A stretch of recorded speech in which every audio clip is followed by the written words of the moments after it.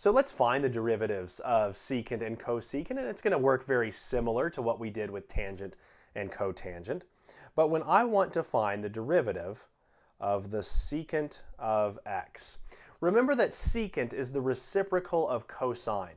And so what I want to find here is the derivative of 1 over cosine of x. And I can do that using the quotient rule. So when I do that, it is going to be the cosine of x times the derivative of the numerator, which is just the derivative of 1, minus 1 times the derivative of cosine of x, and it is all over the cosine squared of x when I square the denominator as part of the quotient rule.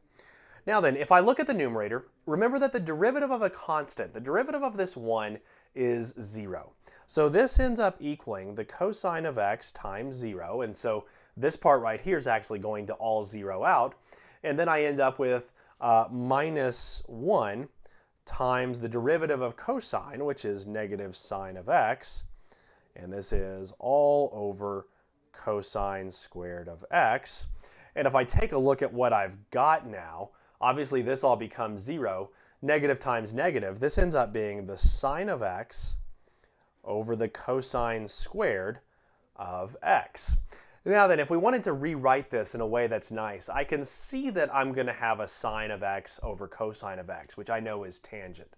So let's pull out the other cosine of x here and say that this is 1 over the cosine of x times the sine of x over the cosine of x. This is kind of all about just getting it to fit the universally accepted derivative of secant here. And so I can actually get my result from this. So I can say the derivative of secant of x is equal to, well, 1 over cosine is secant of x, and sine over cosine is tangent of x. And so what we say for the derivative of secant of x is that it's secant x tangent x.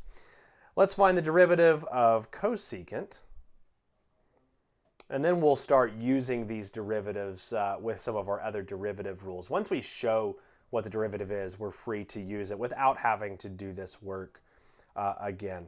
So I want to take now the derivative of the cosecant of x, which means I really want to find the derivative of, remember, cosecant is the reciprocal of sine, and so I want to find the derivative of 1 over sine of x.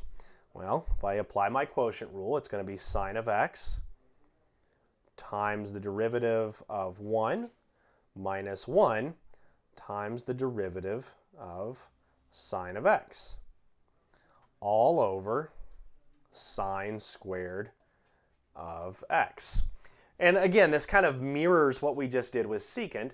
This right here is going to be sine of x times the derivative of 1, which is 0, minus 1 times the derivative of sine, which is cosine of x, and this is all over sine squared of x. And if I take a look at what I get in the numerator, obviously this part becomes 0, and so I have negative cosine of x over sine squared of x. And just like I did before, I can see cosine over sine hanging out here, so let's take out the negative 1 over sine of x.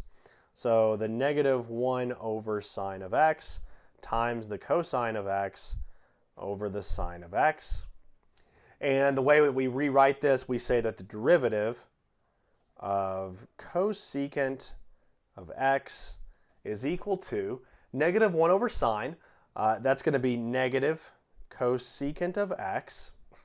And then cosine over sine, that's going to be cotangent of x. So we say that the derivative of cosecant is equal to negative cosecant of x, cotangent of x, and now we have the derivatives of all of the trig functions that we have.